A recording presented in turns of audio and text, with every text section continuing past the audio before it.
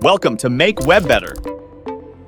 Today, we're going to learn how to create a payment link in HubSpot with FormPay. We have two options for creating a payment link.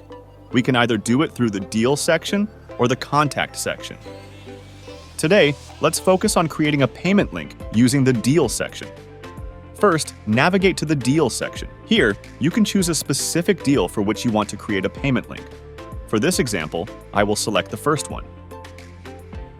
Scroll down, and you'll find a button labeled Create Payment Link.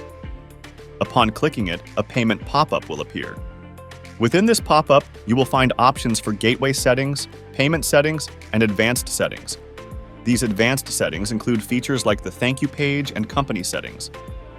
In the gateway settings, you can choose the payment method, like PayPal, Stripe, Adyen, Razorpay, PayU, Authorize.net.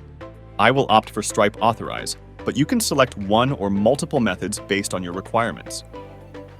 The default gateway setting allows you to choose between Stripe and Authorize, determining which gateway will be open by default. So I will select only Stripe. Select the payment type. If you wish to enable recurring payments, choose the recurring option. Otherwise, select one time. You can input the desired amount. The transaction charge setting is also available here.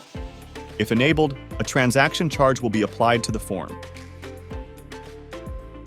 Additionally, there's a Showline Items setting. Enabling this option will display the product on the form. There is also a coupon setting. If enabled, a coupon field will be included on the form. So if I create payment link by the basic settings only,